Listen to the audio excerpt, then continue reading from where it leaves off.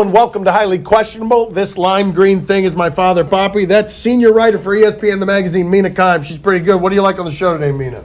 First, my hands are back, and we've got Warriors drama. Okay, use those hands. Dale, Poppy. Do the Warriors have a big problem on their hands? It's not really a problem. It's an interesting story, but this is why it's not much of a problem. If the Warriors lost Draymond Green for the rest of the season, wouldn't they still be your favorite? If they lost Kevin Durant for the rest of the season, last time that happened, they won 73 games in a season. This team has emotional combustion because Draymond Green has been their leader, and now they have suspended him and cost him money because it would appear that their sensitive news star, Kevin Durant, doesn't like some of the wording, and his teammates agree with him and have sided with Kevin Durant. It makes me think that this was the explosion of a festering resentment that has changed the relationship of a lot of people in that locker room since they got together in the Hamptons before all the winning. As someone who thought before the season that this would be yet another slow, relentless slog to another Warriors championship, I am delighted. Thank you, Draymond Green. On behalf of content creators everywhere, thank you for this gift. Now, the reason this fight is so particularly delightful is because underneath it, there are serious questions about the future of the franchise. In Durant, you've got a star who might walk next season. In the Warriors, you've got a team who just sided with him by suspending Draymond. And in Draymond, you've got a guy who turned down a contract because he reportedly wants a supermax from the Warriors, which he's less likely to get if Kevin Durant stays. Now, compounding all of this deliciousness is the fact that it's Draymond Green who brought Kevin Durant to the Warriors in the first place. Now, to be clear, I still think this ends in a Warriors championship, but at least it got a little bit more interesting. But the Warriors are always telling you that they're light years ahead of everyone else in terms of thinking. If I'm them, you know what I'm doing right now as I've sided with Kevin Durant over Draymond Green, my emotional leader? I'm going to Kevin Durant and saying, hey, what is the team we need to have here for you to stay here? Because we want to stay out in front of everybody. They should be trying as hard as they can to keep him, even if it means getting rid of Draymond Green. I can't believe this thing. You know what I mean? This team is going to fall apart, and LeBron is going to make the final. You know, first year that he goes from the east to the west, he's such a lucky guy. You know what I mean? I can't win at all. You know what I mean? Another final for LeBron. You know what I mean? Maybe LeBron told him to do it. Maybe that's a good point. Maybe that's a good point. Did the NFL get it right by moving? Are you okay? I saw you moving now. Are you okay? I'm all right. Okay. Did the NFL get it right by moving the Chiefs-Rams game from Mexico City to LA? I hope that they started this a little early so you could see that lovely interaction between these two. But once the players started telling you that they might not play in the game, that they might boycott it, because this is a league where the players and the owners are partners and everything needs to be collectively bargained, of course you then have to move that game. Once the players are telling you that in football, which is inherently unsafe, that field is too safe for their careers and their futures, you have to listen to the players. It's their bodies on that one.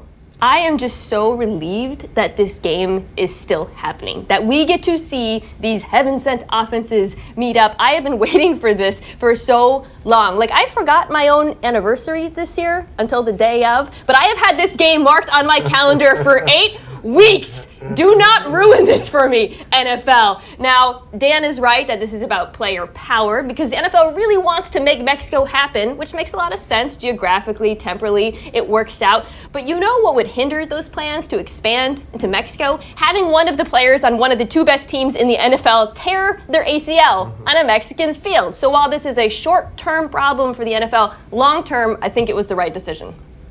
Oh, I can't wait to see the Rams. Did you see what they did last week? Oh, that's right. They beat up her beloved Seahawks. Second time this season they've done it. Phillip Rivers, you've been replaced by Russell Wilson as the guy who's always down 8 points with no timeouts. Length of the field to go. Always making this about the Seahawks.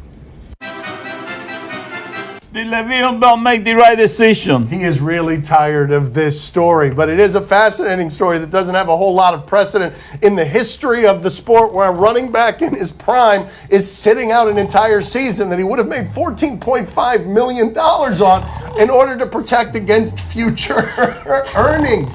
You cannot blame him for doing this. He's choosing his health. It's actually a pretty brave thing, but he's going to find out with the rest of them, with the rest of us, whether or not this works when he gets. Oh, for the love of God! I can't keep doing this. Do you know the degree of difficulty on this? Trying to do a show here. So this is Jesus Christ. This is a complicated question, okay? From a financial perspective, I think it's undeniable that Le'Veon Bell probably lost. Now, there's no way of knowing how much he's going to get paid next season, but the $14.5 million in lost earnings will probably not be made. I'm really gonna power through this, guys. Probably not made up. It's also impossible to assess the risk that he would have gotten a career-ending injury this race. It's also impossible to assess the probability that he would have gotten a career-ending injury this season. You cannot account for that risk. But the question was, did Le'Veon Bell make the right decision? To which I say, I don't know. You don't know. You're not Le'Veon Bell. You don't know what matters to him. I mean, before the season, he said he didn't care about money, he cared about being valued, and he cared about being happy, and those are intangibles that we cannot account for on a television show where an old man is literally sleeping as I'm trying to talk about a very complicated subject.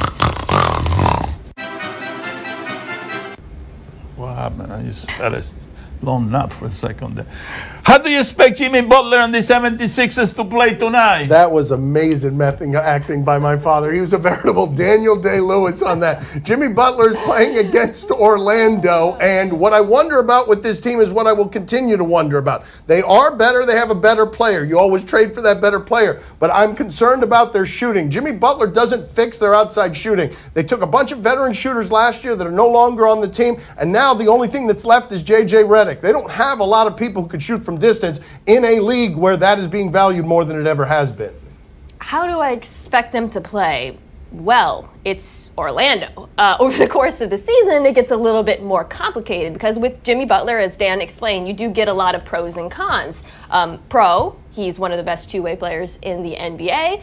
Con, he doesn't add that much in the way of spacing, and losing Robert Covington in the trade doesn't help there either. Pro, he gives the Sixers a second scoring option alongside Joel Embiid. Con, he's probably going to give them a lot of wedgies, just so many wedgies. Markelle Fultz, Ben Simmons, just going to get so many wedgies from Jimmy Butler. Now, I like the move because I think if they hadn't done it, the conference would have moved past them and they had to stay competitive, but I'm still not sure if it's going to work out. You got a lot of wedges when you were a kid, huh? Yes, I did, Poppy. Yeah, yes, I did. wedges, From the yeah. locker rooms, That's right. from the bathroom, yes. From him, probably. From me? From Poppy after games. He would carry me back to the car that way. That's a load. Like a six-pack. Six-pack in one hand. Me and the I other. could never do that. I would have broken my Yes, back. okay, yes. No, you could have never done that. Right now, you'd be on television, and one of your arms would be so much larger than the other if you'd done that. What a weird joke. Very weird, very weird.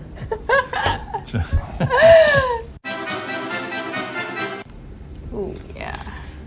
Should Carmelo Anthony take T-Mac's advice and retire? I hope that they got on camera her muttered, "Oh yeah," as she summoned the Macho Man Randy Savage because she was excited when the producers told us in our ear this is the T-Mac story. T-Mac went on the jump yesterday, and this is what he had to say about Melo. I honestly think Melo should retire. I really do. I don't want him to go through another situation like this and people are just pouring negativity on this man's legacy. I really think because it hasn't worked out the last two teams, just go ahead and you have a Hall of Fame career, just go ahead and let it go. I love that Tracy McGrady was a great player during his time, a Hall of Famer, but he seems to forget that he was also, at the end of that time, a player for the San Antonio Spurs. You've probably forgotten that too because he didn't retire when he's telling this guy to retire. I don't blame any guy in that league that tries to milk that fountain of youth for as long as he can.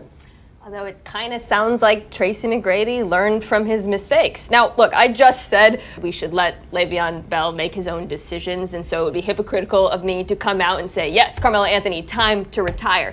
But from a basketball point of view, it's undeniable that sunset has arrived. I mean, his shooting has declined. His defense is futile. His on-off numbers tell a pretty obvious story. And if he went somewhere like, say, Los Angeles to try to finish his career then, Tracy's right. He would receive far more criticism than he's gotten already. By the way, as an added bonus, Tracy McGrady also played in China for a while, basketball, and did some baseball in the minor leagues. You remember this stuff, right? Hey, Melo, please don't come to Miami. It's real down here. You know what I mean? The sun never comes out. This is the rainy season, you know. I mean, you got alligators all over the place. You know, the city's about to, to fall right into the sea. You know what I mean? I tell you one thing. The crime rate is very high, you know. Hey, stay where you are, Melo. Stay away from Miami, you know. Don't come to Miami. Coming up next on Highly Questionable. Mac McClung sounds like a cartoon cigarette in like an anti-smoking PSA. I'm Mac McClung. Just say no. Today, I'm Pickle Papi. Do you question? You give us topics and events, we question it. The amazing Piccolini. Do you question if this was a lucky shot? You may have heard the pronunciation of this hockey player's name for the Islanders, Tom. Kunako. Yeah, it's in the area here. Well, that is, He yes. left the entire Yes, that also is true. And if we knew the name of the Vancouver Canucks keeper, we would bury him right now. If I knew anything about hockey, I would have something to say. Let me get this straight. That guy score? That's not the type of hockey that I like. This is the kind of hockey I like. Ow! There we go. This is usually how we cover hockey. Now we're right There we talking. go. Oh, a dog. Again with the gratuitous dog poop. Oh, this is the hockey I know and love on this show. There we go. Oh, is that a real bear? That was a real bear. What is this montage? Bang. Okay, that just... Yeah. Hey, there we go. There it is. Oh, wow, a double flap Yes. situation. Wow. I apologize Wait a to minute. hockey fans. Wait a minute. Oh, I love this video. That's not hockey at the end there. It could be. No. You don't know that. Yeah, I do know that. That was not hockey She at might the play end. hockey. Do you question if Mac McClung is a name you'll never forget? That is a good name, Mac McClung. That is excellent. Georgetown has a freshman named Mac McClung. Patrick Ewing has a freshman who can do some things. And Oh, McClung. Magician Mac McClung. McClung. Mac Attack. Okay. Never heard of him, but now I know him. Mac McClung. Yeah, that is not what I was expecting him to look like. Then in the second half, this is what we have. Mac McClung. Mac McClung. Oh! McClung. McClung. Mac McClung sounds like a cartoon cigarette in like an anti-smoking PSA. I'm Mac McClung. Just say no. It really does. It really does. Mac McClung. That was a McClunker. Really? I mean, he calls his bad jokes clunkers, so that was a McClunker. How do you call that? Suicide. Do you question if this was a good effort by the keeper? The way that you call that is Switzerland, Poppy. Switzerland Switzerland. is where we are Switzerland. going, and we've got to shame a keeper in Switzerland because we love our obscure soccer around here. What do we have? I love how you knew we were shaming him before the clip had even I mean, aired. that's the only thing we do to keepers. So what are they in, like the suburbs? Oh! Yeah. And then that move at the end. Look, I meant to do that. I'm going to lean on my elbow. And he was trying to figure out a way to fake an injury. You The gotta ending bat of this. that away, champ. Oh. Yeah. Oh. Not good. Well, I've seen a worse drop. Where's drop? Yeah. Oh, this is the worst drop. My father's right. That is a $10,000 bottle Oh, God, of the shame. spirits, Oh, of dispirited wow. Yeah. spirits. Are you kidding me? I'll get on my hands and knees and start drinking Yeah, that you stuff gotta off do the that. floor. Everybody on your knees, let's go. That's right. If that's on my belt, everybody on your knees. Guess what we're doing today? Get A down, fun get new down, game. get down. Champagne off a dirty nightclub. History, see or no? Really didn't need to know that. You tell us what to watch on TV tonight. We tell you if we're intrigued. On NBA League Pass, Grizzlies and Bucks. The Bucks are looking legit. That Budenholzer offense is getting everybody shots, including Brook Lopez. He is now with the Milwaukee Bucks. and he is raining down from far away in this new NBA. Love it. I am not making this up. For many years now, I would say about 5 every year, the Miami Heat get a phone call. Hey, you want Brook Lopez? The answer is always no thanks, and then they hang up. 5 or 6 years straight. I'm not making that up. That's Brook Lopez raining down fury from on high. Mina, are you intrigued? Yes, I read somewhere that Brook's nickname is Splash Mountain. Apparently, he's a Disney fan. It's a Small World was taken by Isaiah. Poppy, are you intrigued? Oh, see, I'm very intrigued. You know, everybody's talking about the Bucks. The Bucks are 6, I know, at home this year, this, that, the other thing. But I tell you one thing, the Grizzlies, they have this Latino center from Spain, Marc Gasol. This guy's going to get on fire tonight. You know, he's going to be the difference in the game tonight. Marc Gasol is going to come through for the Grizzlies, you know, and he's going to disrupt that winning streak that the Bucks are enjoying. You know what I mean? Yeah, Gasol, he's siding with him because he's Latin as opposed to Brook Lopez. Yes, little-known Latino center Marc Gasol. On TV in Germany, Sports Panorama. German television has televised a professional soccer player in Germany answering some questions, some math questions. How'd that go? Wir haben im Publikum die Ronja. Ich habe die vor der Sendung gefragt, dass ich bitte schnell die 2 Zahlen zwischen 11 und 99 haben. Die würden wir beide multiplizieren. Ich muss sie tippen. Der Manuel Akanji jetzt im Kopf ausrechnen. Mal schauen, wer schneller ist. Also bitte. 24 mal 75. 3,000. Or that. Ich habe es noch gar nicht eingetippt. 33 mal 97.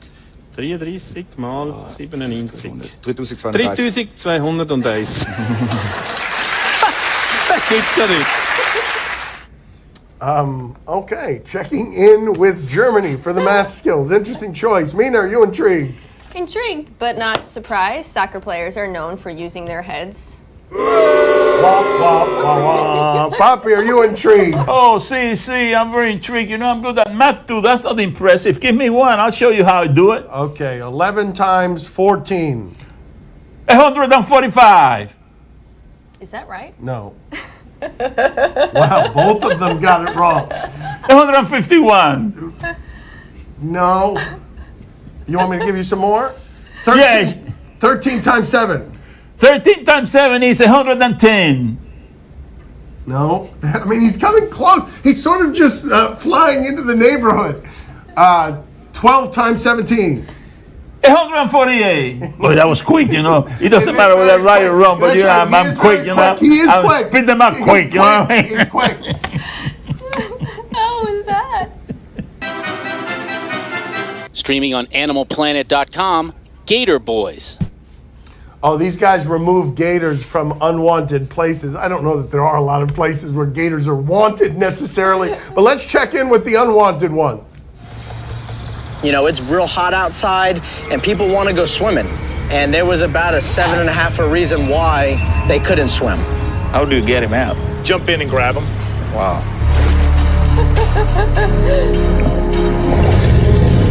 Now what he's doing is he's working the alligator and it tires her out.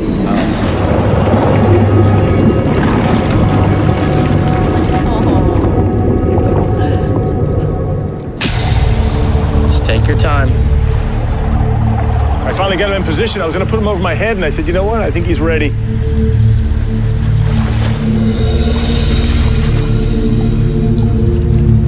Watch him, Paul. Mouth's opening.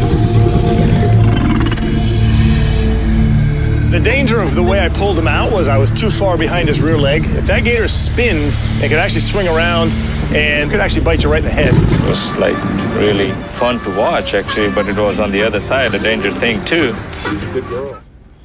See, those water dinosaurs are scary to some. We call those lizards in South Florida. Those are all over the place out here. Mina, are you intrigued? Is anyone else Team Gator after watching that? Like, it's just trying to chill on a hot day. Let the gator live. What's that? Poppy, are you intrigued? Oh, see, I'm very intrigued, but I'm not impressed with these two guys. You know, that was a small gator. Did you see that old guy fighting that gator here down in Florida, you know, with that towel on his leg and all Bob that? Barker. That's right. You show me that. Right there.